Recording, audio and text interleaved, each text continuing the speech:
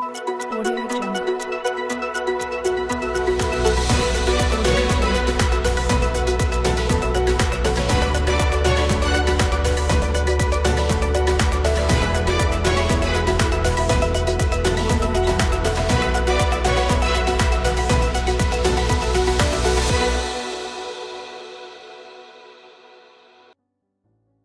Bonjour à toutes et à tous, on commence cette revue de presse avec l'arrivée depuis le mardi 6 septembre d'une cargaison de riz commandée par l'Onicor.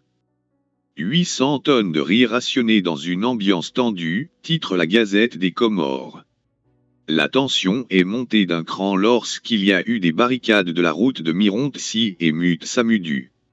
Des individus incontrôlés ont barré la route et intercepté un camion de riz traversant Mironte-Si vers d'autres communes de l'île. Il y a eu quelques blessés mais la situation s'est apaisée et la circulation a repris après intervention des forces de l'ordre. C'est un peu aussi ce que met en avant Alouatoine dans son édition du jour, une cargaison de l'Onicor arrivée à Nzouani hier, résume le Canard local.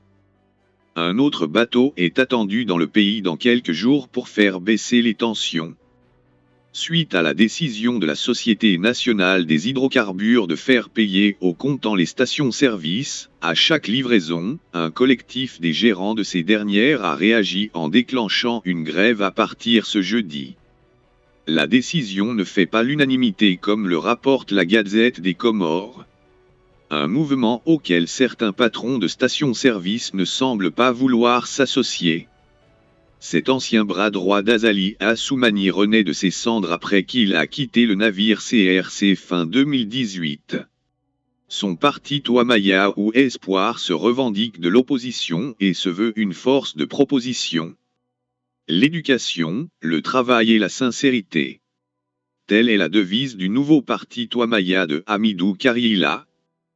20 jours après l'ouverture de l'information judiciaire suite au conflit ayant opposé des jeunes des localités de Tsoralé et Mawoni, le juge d'instruction chargé du dossier n'a toujours pas organisé les premières auditions au fond des personnes inculpées. Les auditions au fond des inculpés se font toujours attendre, souligne Alouatoine. Dans ces pages, ce retard dans l'organisation de ces auditions est d'ordre technique et purement interne, selon une source du palais de justice. Le travail technique qui devrait être fait en amont avant la programmation de ces auditions n'est pas encore fait. Par conséquent, tout est bloqué. Une finale 100% première division. Union sportive de Zilimaju et FC Ante-Saint-Zi se sont qualifiés pour la finale de la Coupe de la Ligue de Gazija après avoir battu Touamaya de Mvououni et Petit Harlem du Roveni. Les deux formations discuteront dès ce 11 septembre, le titre au stade de Moroni. Voilà, c'est tout pour aujourd'hui et bonne journée à tous. On se retrouve demain pour une nouvelle revue de presse sur la presse comorienne.